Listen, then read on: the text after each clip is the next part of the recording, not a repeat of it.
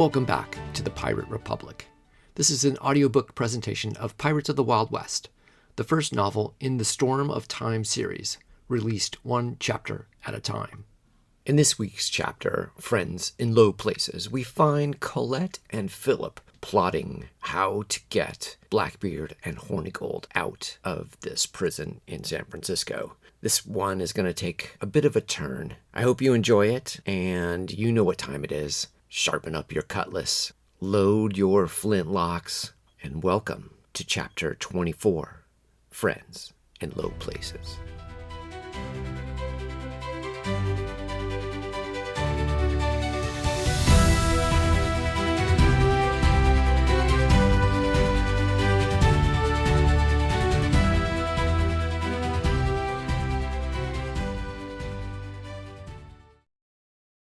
Chapter 24, Friends in Low Places.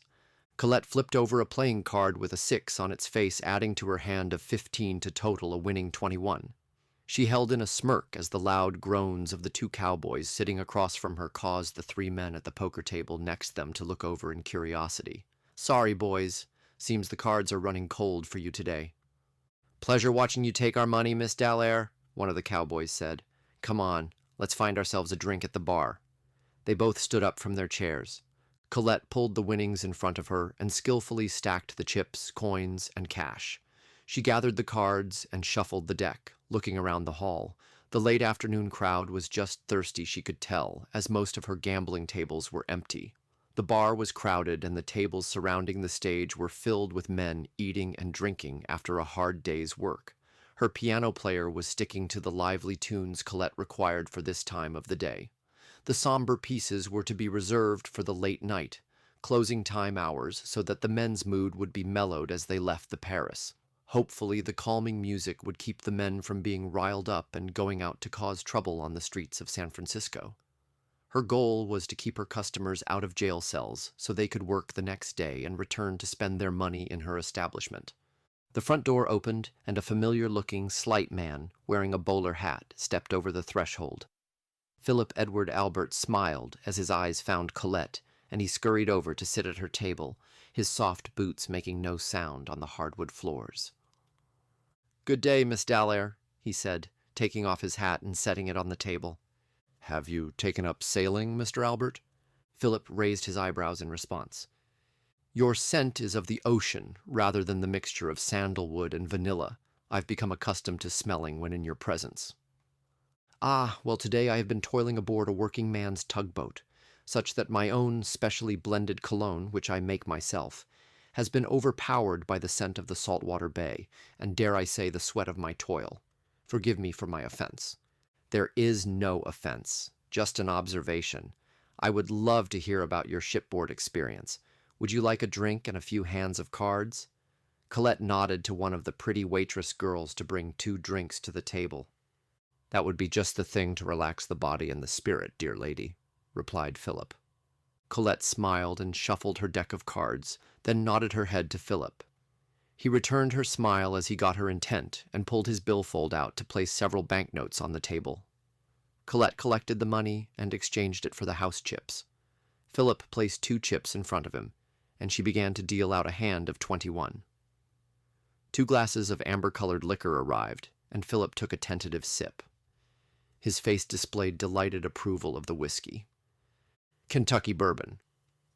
Our last bottle.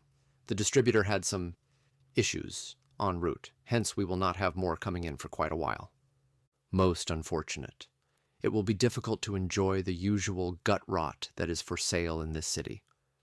"Philip, you insult the Paris and me, as well, calling our spirits gut rot," Colette replied with a tisk, tisk. "My apologies. I seem to just have a more discriminating palate than your usual customers." Colette dealt Philip a hand of 20, then turned her cards over to reveal an ace and a 10, 21. "You see what happens when one says something derogatory about our saloon? Their luck is swept away." Philip chuckled and placed his bet for the new hand. "So, what had you working on a tugboat today?" "I have been tasked with raising a sunken ship from the bottom of the bay. A task that has been completed with unprecedented success, I might add. I'll appreciate your discretion with this information." It would not do to announce our efforts, as many ears would be interested to know the ship's whereabouts. Philip's eyes darted furtively around the room. That sounds very exciting, Mr. Albert. I would be delighted to see such a ship with my own eyes. It is a must, truly a work of wonder for such a ship to survive after all this time. Philip smiled at Colette and continued with the card game for a moment. Any word on our friends Edward and Benjamin? He said suddenly. They are locked away and to be hung shortly, I'm afraid. The docks are being searched for the rest of them, including the James brothers, Colette replied. Philip kept his eyes on his cards, thinking it was lucky they had careened the ship in a distant cove, out of sight from the main port. It had been a far walk back to town for him, but at least it kept him out of the eyesight of the Wells Fargo men and the English pirate hunter. It would be a shame to let our new friends meet their end at the gallows, he said, raising his eyes to see how Colette felt about the situation. Would she be receptive to helping him and his pirate associates? Philip was certain that Colette was at the very least amused by the pirates, and seemed to have an interest in Blackbeard in particular. He was a good judge of the wants, needs, and intent of others. He was a man who paid close attention to details. It was important in his line of work. The slightest variation when dealing with chemistry and combustible items could create disastrous results. That same skill worked on people as well. He could predict reactions after studying one's personality, where their eyes met, their body language, and how the tones of their voice would change with each person they spoke with. As a trained scientist and chemist, Philip knew with certainty that there was chemistry between the lovely Colette in front of him and the rogue Edward Thatch. Yes, it would be a great shame, Colette said, as she took another hand from Philip. Could I persuade you to assist in implementing my plan to spring the two forementioned pirates from their captors? Philip asked conspiratorially. Colette looked at the scientist for a long moment with a curious expression. A jailbreak? She asked with a slight smile. Indeed. Well, that does sound exciting. Will it involve danger? Guns? I might have access to some firearms if necessary. Philip looked at her with a jolt of surprise. Her eyes were intense with thrill. He slowly looked up to the large native behind the bar who was watching their exchange, like he could read their lips, or maybe their minds. Philip had forgotten for a moment that a woman such as Colette could be just as dangerous as any man. A woman running such a business, catering to such wild and sometimes wicked clientele, would have seen her fair share of violence, and most likely been forced to participate on occasion as well. The mountain of a barkeep would keep most men in line, but as Philip looked around at the working girls moving about the hall, his intuition began to tell him that Colette and her pretty waitress girls would be a formidable foe if one had the misfortune to cross them. He re-engaged his eyes with the pale blue ones, staring eagerly across the table at him. It will be quite exciting, and will certainly be dangerous, but guns? No guns. Not for your part. What would my part be then? Colette asked with a tone of disenchantment. I need someone to deliver baked goods to Edward and Benjamin, Philip said sheepishly. Baked goods? Biscuits, muffins, cakes, and the like? Colette said with sarcasm. It's not something I could do myself. Besides, these baked goods would have a few special ingredients. Special ingredients? Well, I'm beginning to like the sound of that. I might have some baked goods options in the kitchen, Colette said with a smile. The harbor master pocketed 5% of the banknotes that the merchant paid for the use of the dock to unload his shipment of whale oil from the Pacific Northwest. The rest of the money would go to the port of San Francisco. He knew not to take any more than 5%, as being too greedy with his skim would have him winding up with an anchor tied to his ankle at the bottom of the bay. In his line of business, government work, everyone skimmed. You just needed to keep it at a level that no one above you thought you were taking more than they were taking. Leave enough so the one above you could take their share was the law of the land in government work. He would have loved to take 7 or maybe even 10% of every dock fee, as his expenses at home had gone up. He had recently married a woman almost half his age, and was only now becoming aware of the financial demands of matrimony. The new 2-bedroom house needed to be furnished, and a lady's wardrobe needed to be filled. Empty spaces made this new wife an unhappy companion. He sighed and pulled his flask from his jacket pocket to take a long pull. He noticed a group of men approaching him on the wooden dock. They had the look of government and navy types. Nervously, he capped the flask and stored it back in his jacket. "You the harbor master?" Cooper said as he, Woods, Jennings, and their associates walked up. "I am. Name's Stillwell. Who might you be?" "We're here on business for the mayor's office. You been on duty all day?" Cooper asked. Stillwell looked at the barrel-chested man and then at the men with him. He was right about them working in government, and the others were Navy, but not ours. Probably British, he thought from the colors of their uniform. The one Navy officer had deep, distorting scars on one side of his face. Next to him was a stern-looking fellow in old-fashioned clothing that he couldn't quite place. "Aye, been here since dawn," Stillwell answered. "We're looking for some wanted criminals. We think they might have been here at the port, looking to buy or maybe steal a boat," Cooper said, as he unfolded a piece of paper. He handed the paper over to Stillwell to look at. It was a wanted poster, with a hand-drawn picture of Frank and Jesse James. "Jesse James," Stillwell said quietly with a sense of awe. "He really in these parts? Some rumors say they robbed the Wells Fargo Bank a couple of days ago." "Those ain't just rumors," Cooper said. "Well, ain't them cowboys? Wouldn't think they'd be interested in sailing." "We think they've taken up with pirates," Cooper replied. Stillwell let out a snorting laugh, then noticed the stern faces staring at him. The scarred man approached him. "Pirates, thieves, robbers are all the same vermin. This would be an unusual lot to your eyes. Englishmen with long hair and a sour disposition, large African man, a wench with wild red hair, a dreadlocked African woman, along with those two cowboy men," Woods Rogers said. Stillwell rubbed the stubble on his chin in thought. He recalled seeing the two Africans this morning. Truth was, it was hard to miss them in a crowd. The man was extremely large and broad, with several tribal designs tattooed into his thick arms. The same was true for the African woman that he had noticed as they passed by him on their way to board the tugboat, captained by that Beekman fellow. "Aye, I seen them. They was working on a tugboat. I don't recall seeing Jesse James or his brother, but maybe I missed them." "A tugboat? What is such a boat?" Jennings asked. "Not a seaman, eh? Tugs push or pull boats that can't navigate on their own. They pull derelicts and the like as well." Woods turned to Jennings. "What would they want with such a boat?" "Possibly to dive the wreck of Thatch's ship," Jennings said. "The thieving bastard probably has treasure in the hold that they just can't let go. We can catch them while they are picking the bones clean." Woods turned to the harbor master. "We need to commandeer a ship with armaments. Show us to such a vessel." Stillwell turned to Cooper for some sort of explanation or support of the request by this scarred-faced foreigner. Cooper sighed inwardly. These Englishmen were a demanding lot. He was resigned to continue working with them, though. They seemed to be able to track these pirates, and Cooper was sure they were all working with the James brothers at this point. If he wanted to catch those two bank robbers, it was best to pursue the group as a whole with the assistance of this Woods fellow and his Navy men. They were at least able to catch the two men they had in jail cells, who were part of this pirate gang. The James boys were a dangerous pair, and he liked his odds better with the 4 extra men on his side.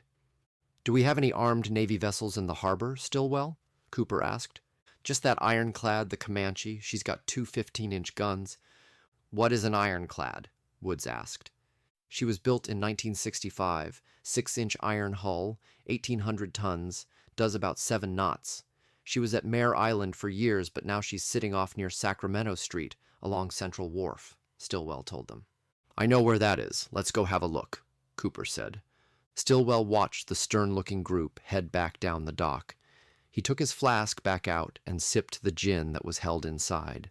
The James brothers partnering with pirates seems like the stuff of dime store novels, he thought, as he then decided to pick up one such novel on his way home. He'd seen one in a store with the title Jesse James, the Outlaw. "Imagine that. Jesse and Frank James might have walked right past me today on this very dock. What a story that will make tonight at the saloon." Stillwell felt a surge of excitement well up as he fingered the banknotes stuffed in his pocket. His new wife's clothes would have to wait, or maybe he'd double this money at the saloon, playing a few hands of poker. Ann Bonny stood with one booted foot against the wall watching Jennings, Woods Rogers, and his associates exit the docks and walk further up the street toward another wharf. She had pulled her long red hair up into her cowboy hat and tipped it low over her brow to prevent her from being recognized by them. Jessie and Frank stood on the opposite side of the road from her street corner view to stay out of sight of the men. Lucky for them, Anne had spotted Jennings and the other men heading toward the docks, and the three of them had followed, staying well behind. Anne looked across the street, and she could see her reflection in the window. She smiled to herself as she liked what she saw. She felt comfortable and mobile in her tan dungarees and loose-fitting blue shirt. Her sleeves were rolled up as she had seen Jessie do, just above the elbow. She had on a brown waistcoat made of leather with black stitching that hugged her torso in all the correct places. Her hand lay on the butt of her pistol, holstered on her belt that was also held in place with a strap tied around her thigh, as Jessie had shown her how to do. That way, when she ran, the holster would not bounce against her leg. She crossed her arms across her chest as she watched Jennings and Woods make their way down the street. She nodded to Jessie and Frank, and they began to follow again at a distance. "They're looking for your friends, ain't they?" Jessie said, as he and Frank caught up to her. The three of them walked down the crowded street on the opposite side, closer to the shops, then the bay side. Carriages, wagons, horses, and pedestrians wove themselves through the streets near the wharfs, where a heavy amount of commerce was taking place. Fishermen, merchants, and vendors were everywhere. "They are, and it seemed they got some information from that man working the docks," Anne replied. "They do seem like they are walking with purpose," Frank said. Anne set her hand out onto Jessie's chest to slow them down as she saw Woods and Jennings turn up another wooden dock full of ships. Anne recognized the spot, as she had been by here days ago with her pirate friends. It was the dock with the odd iron ship that sat squat in the water with a large turret in the center, supporting two enormous guns that could turn 360 degrees, pointing the two 15-inchers in any direction. I'd seen one of them in a river during the war. Irons so thick you can't sink 'em. Imperviable to rifles, fire, or cannon, Frank said. Anne watched as the pirate hunter and that Wells Fargo man talked with the sailors on the ironclad. The captain of the vessel came up from below and after handshakes was handed papers from the Wells Fargo man. While he read the papers, the captain gave an order to one of his crew, and the man double-timed it off the ship, down the docks, and into the crowd on his assignment.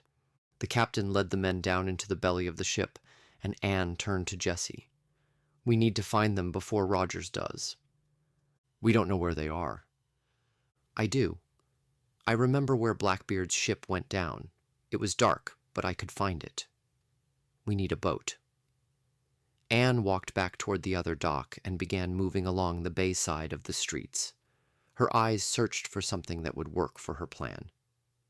"Either of you do any sailing?" Frank and Jessie looked at one another. "No, ma'am," Jessie answered. A few minutes later, Anne spotted what she was looking for. They casually walked down a low-trafficked dock, and Anne stopped in front of a 26-foot sloop, painted white and blue. It looked as if it had been built within the last couple of years with a wide mainsail and jib. It looked sleek and fast. Hopefully, Jessie and Frank were fast learners, as she would need some help to operate the craft. Anne untied the rope from the mooring and stepped aboard. Frank and Jessie exchanged a look and followed her onto the ship, rocking it some, and the two men stumbled as they lost their balance by the sway of the ship. Anne smirked as she noticed their lack of sea legs. "Use that oar to push us off," Anne called to Jessie as she quickly accessed the equipment of the sloop. Jessie took an oar and used it to push the ship away from the wooden dock.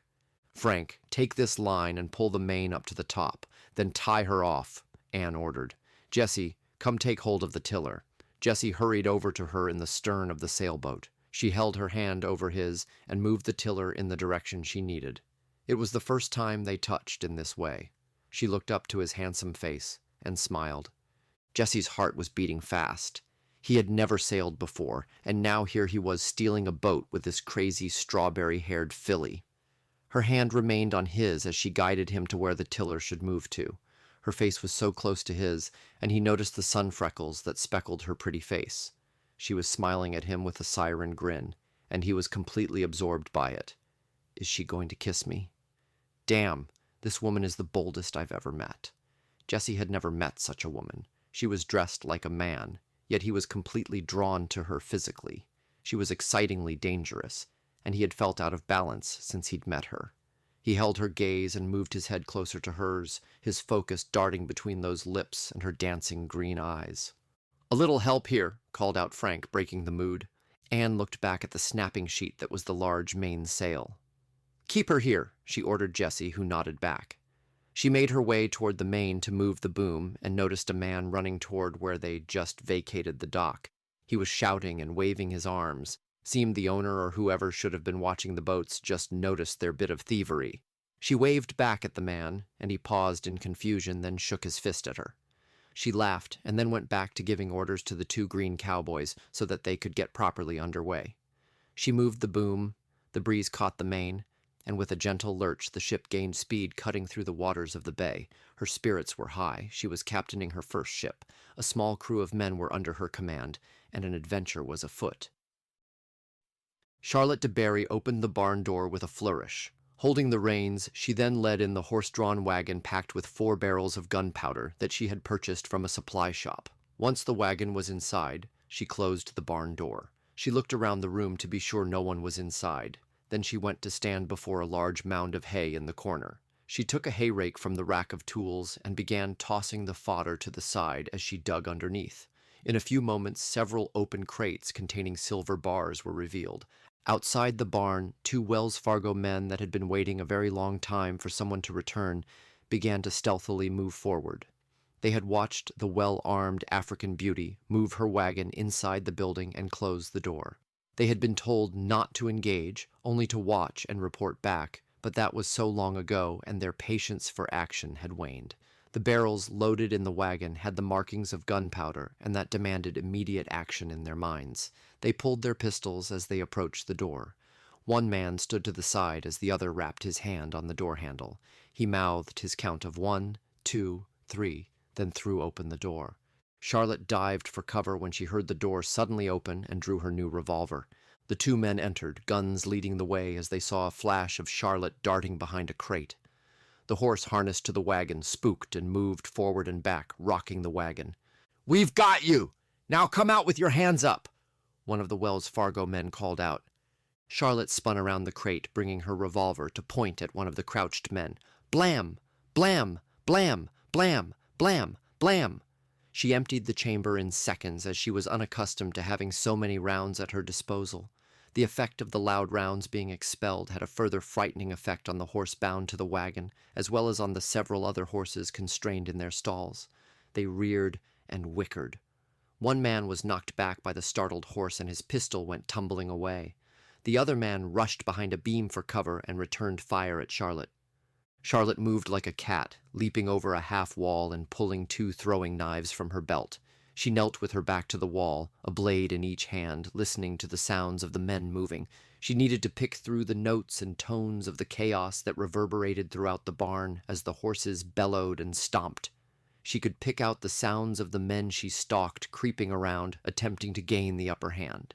She heard someone searching the ground on all 4s behind the wagon. Then the click of a pistol hammer being pulled back sounded to her right.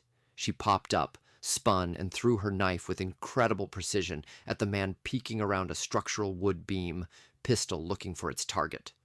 Thunk! The knife sunk into the flesh of 2 of the digits holding the gun, severing them from their hand. The man let out an agonized cry as his fingers and the pistol clattered to the ground. Charlotte again leaped over the wall and rushed toward the man with her other blade. In a surge of adrenaline, the Wells Fargo man dodged to the right, narrowly avoiding Charlotte's slash. He then pulled his Bowie knife from his hip with his uninjured hand. Charlotte and the man circled each other, knives lashing out. Charlotte cracked a smile at the competitiveness of the situation. This was clearly not the man's first knife fight. His right hand was damaged and unable to wield a weapon, but his left seemed to be competent and skilled with the blade. She could hear the other man scratching the hay-covered floor, searching for his lost pistol. Charlotte needed to finish this one before the man was successful in his pursuit. The knife-wielding man stabbed forward at Charlotte, then executed a back slash as she dodged left. She swiped after him, again and again, putting the man on the defensive. They moved around the barn until the man had his back against the wall racked with tools. He grabbed a hammer and threw it at Charlotte's head, missing only because of her quick reflexes. Charlotte flipped her knife from handle to blade and hurled it, and it sank into the man's shoulder. He grunted, but ignored the pain, taking his turn, flinging his knife at her. She again dodged the deadly blade as it passed her to stick in the far wall. The man ignored the knife protruding from his shoulder, all but forgotten in the melee. He pulled a sickle from the rack and swiped it several times at her as she backed up. Charlotte unsheathed her kukri and spun the 12-inch curved blade to meet the oncoming sickle. She ducked underneath the reach of the man as their blades clanged together. She shot up, using her shoulder and momentum to throw the man over her head, sending him rolling to the ground in front of the other Wells Fargo man. Charlotte stalked forward as the sickle-wielding man gained his feet. Hate and deadly contempt written on his face, he met her with a wide slash of the sickle to her face. She ducked under the blow and used the kukri to block it away from her. The man started to initiate a backswing when Charlotte spun, leading with her razor-sharp, curved steel sword.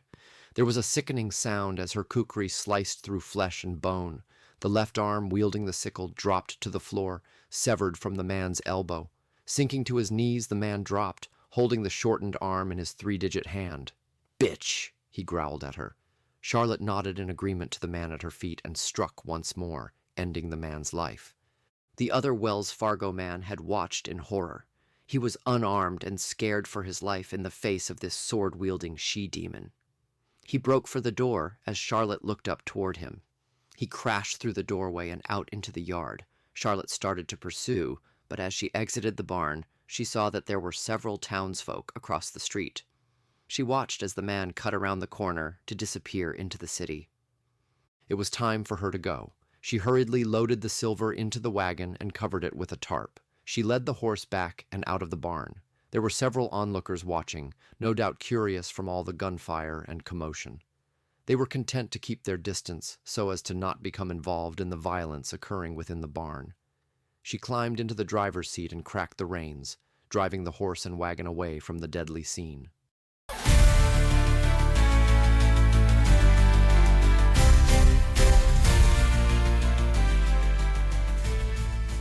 I hope you're enjoying this historical fiction book with pirates and time travel all wound together in it. You can find the ebook and physical books at my website, briancantrell.com. You can also find the second book in this series, Pirates of World War II.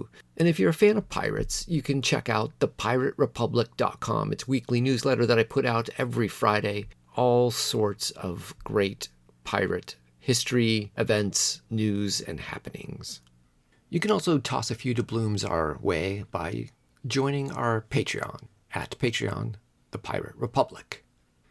We'll see you next week. Till then, fair winds and keep a weathered eye.